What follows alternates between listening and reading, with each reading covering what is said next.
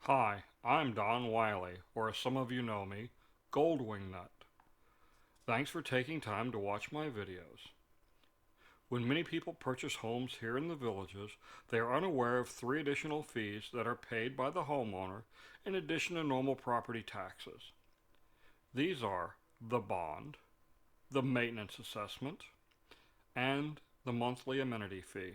In the previous video, I explained the bond assessment that homeowners pay. In this video, I will explain the maintenance assessment and answer some of the common questions about it.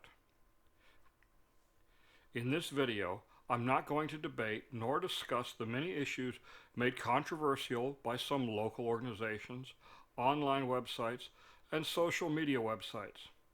I'll explain my personal opinions on only one topic and even point out the problem with my own opinion.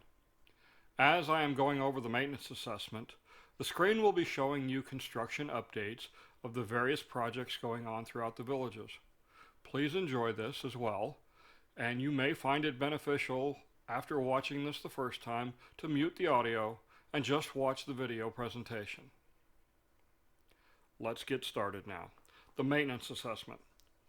What is the maintenance assessment and why do we have it? The maintenance assessment is not too different from a local property tax used to support local operating and maintenance costs. The villages is divided into 13 residential, 3 commercial, and 1 utility community development district, each with common properties, facilities, improvements, and landscaping that must be maintained. For the CDDs, there are 2 ways of raising funds to maintain these improvements given in Florida Statute 190. They can assess an ad valorem tax up to 3 millage points on the properties, or a special maintenance assessment can be levied.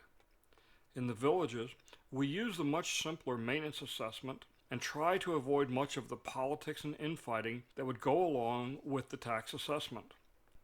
Within a community or subdivision, the maintenance assessment is a more equal system than the ad valorem tax. For example, if 2 homes of identical floor plans were built, one with a basic configuration and one with many upgrades that raised the purchase price by $50,000, they would pay different taxes but receive the same maintenance services. Instead, with the maintenance assessment, each home in the subdivision pays the same amount regardless of the price of the home. One needs only drive through the villages to appreciate the high level of care and maintenance that our system provides. Drive outside the bubble, and you won't see this same consistent level of care. This all comes at a price, the maintenance assessment. It's a good system, and it works. Is it perfect? Nope. There are some flaws, and I somewhat disagree with part of it, but I'll get to that later in the video. The maintenance assessment pays for many of the same things that a local municipality tax would pay for. A local property tax also helps pay for many more services such as police, permitting, building inspection, etc., most of which has little to no value to a CDD-based development like the villages. Remember, the CDDs don't continue to grow like a normal town or city. Once the land is developed, most of these services aren't needed or would be redundant to local governmental bodies. Unfortunately, for those living in the city limits of Lady Lake, Wildwood, and Fruitland Park, you also have to pay a city property tax that's between 3.4 and 4 millage points, or $340 to $400 per year per every $100,000 of assessed value. This looks to be a windfall for the cities as they provide few services beyond what these residents are paying for in their county property taxes and the maintenance assessment. Is the maintenance assessment like an HOA fee? Well, kind of yes and kind of no. Yes, many HOAs provide some of the same services that are provided by the maintenance assessment, and no, it's more akin to a property tax. But then it's really neither. Since we're on the topic of HOA, it's important to note that there is no official HOA in the villages, but there are 2 associations that do represent the homeowner's interest as a group. The village's homeowners advocates, or the VHA, and the Property Owners Association of the Villages, the POA, while they appear to have differing agendas, they both work for the best interests and provide a valuable service to the residents. I am a member of both organizations, not because I fully support either's position, but because the services they each provide, I feel, are worthy of supporting. What does the maintenance assessment pay for?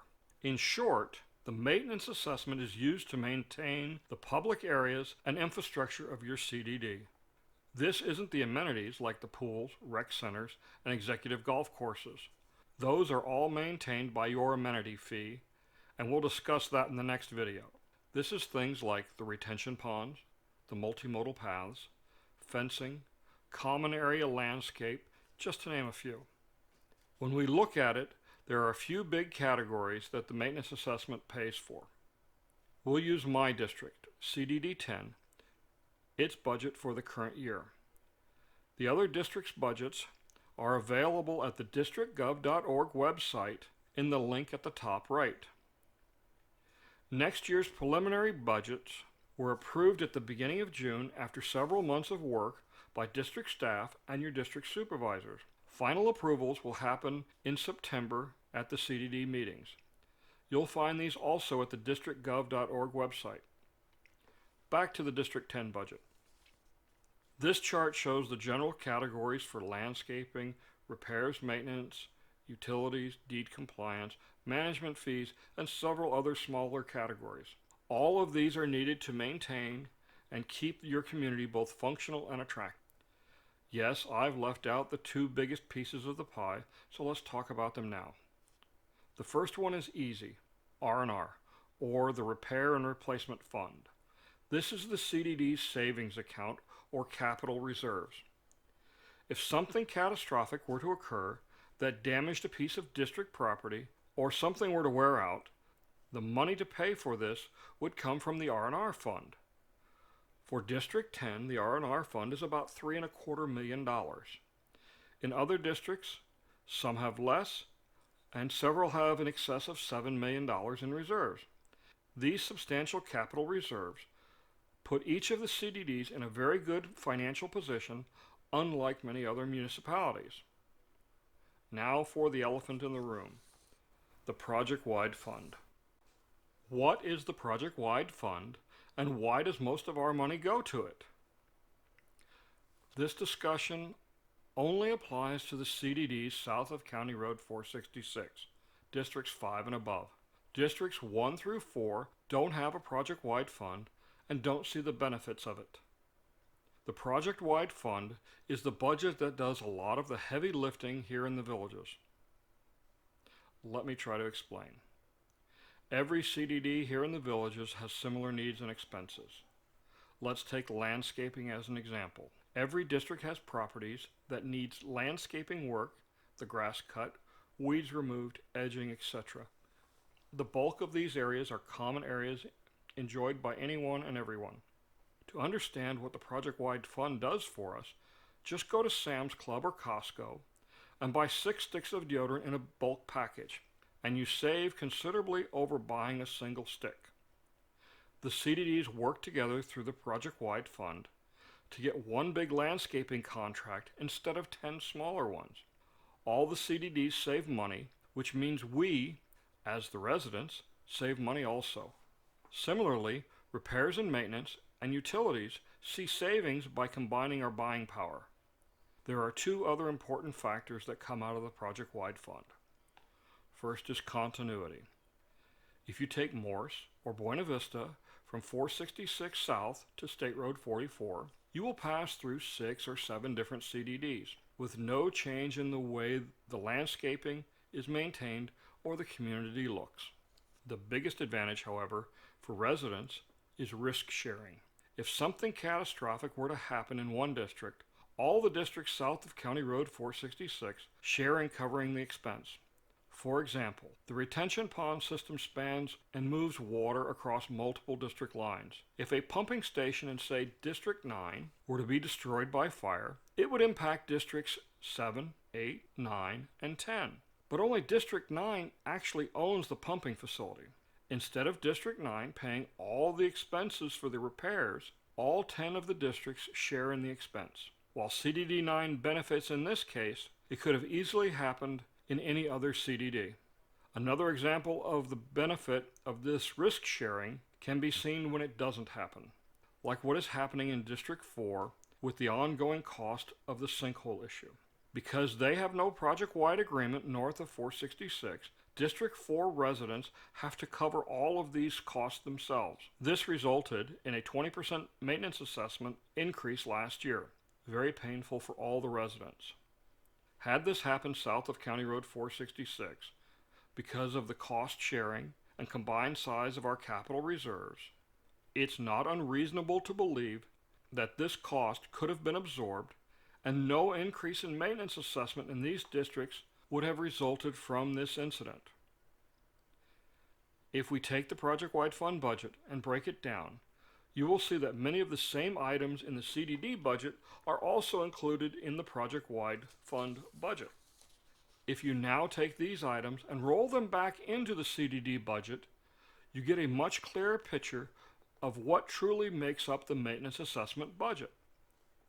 The four big categories that change are landscaping. The combined recurring and non-recurring landscape costs go from 8% of the district budget to 36% of the district budget. Repairs and maintenance increases from 2% of the budget to 22%. Utilities now represent 15% of the budget instead of just 8%. And management fees increase 2% from 5% to 7% of the budget. What can't be shown is the cost savings by the clout of volume buying that is achieved. If we've achieved a modest 3% overall savings in the common items in the budget, this would be a savings of nearly $81,000. It's not unreasonable to achieve a 10% savings in contracts of this size. That would be $269,000 in savings, and that's just District 10. Factor these numbers into every district, and the total potential savings would be between $500,000 and $1.8 million. The district staff works diligently every year to find and capitalize on potential savings in every budget. The project-wide fund is an avenue to allow the advantages of a large community to be achieved by the smaller CDDs. Who controls the project-wide fund? The project-wide fund is technically overseen by the Sumter Landing Community Development District. This oversight is more administrative, and the actual decision-making is carried out by the Project-Wide Advisory Committee. The Project-Wide Advisory Committee is made up of your elected district supervisors from Districts 5 through 11 and the Brownwood CDD. Eventually, CDD 12 will also be a part of the Project-Wide Advisory Committee. Each CDD board appoints a board member and an alternate to serve on the Project-Wide Advisory Committee. These appointed officials are then responsible for the administration of the project-wide fund, as well as making project-wide decisions and policies. In short, your district supervisors that you elected control the project-wide fund. Is everyone's maintenance assessment the same? No. Just like the bond, the maintenance assessment varies from one subdivision to the next and over a wide range. Additionally, the maintenance assessment varies between districts based on the financial commitments and needs of each district from year to year. How is the maintenance assessment determined? The maintenance assessment is calculated in the same basic manner as the bonds are, except it starts with the district's annual budget. The budget starts with projected expenses and adds any additional costs or savings from contributions to or from working capital and any additional income sources to give the target maintenance assessment.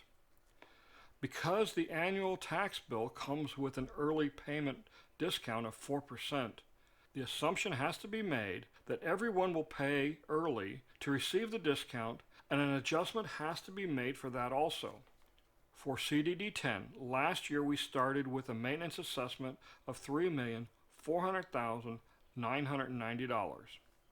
Now we divide this amount by the total number of assessable acres in CDD 10. Unlike bonds, we don't care about the phases, only the total acreage. So for District 10, that is 1,489.04 acres. This gives us a cost of $2,284.02 per assessable acre. Now take a typical subdivision. I'll use Unit 220 again with 40.45 acres and multiply its acreage by the cost per acre. This gives us $92,388.61 for the maintenance assessment of Unit 220. Now, just like in the bond, we divide this amount by the number of homes in Unit 220, 173, to get an assessment per home of $534.04. Each subdivision is calculated the same way. The average maintenance assessment in District 10 is about $511, with 3,739 homes paying greater than the average and 2,900 homes paying less than the average. This system has worked well for several decades now, but it has a weakness that I have an issue with. In my opinion, we should all be paying an equal amount as we all derive equal benefit. Actually, that's not true either. The villa communities, long-term, receive greater benefit as the road maintenance and villa wall maintenance in these communities are paid out of the CDD maintenance assessment budget, and these communities all have the lowest annual assessment. This, however, I believe is an unsolvable problem. To change this, you would need nearly 3,000 homeowners to agree to an increase in their annual assessment to change the way it's calculated. Some would have their assessment nearly double. Getting the remainder 3,700 to agree to a decrease would be far easier. It's doubtful you could ever get such a measure passed. Again, this is only my opinion. Please understand, I'm trying very hard to be completely objective on this, and it would affect me personally.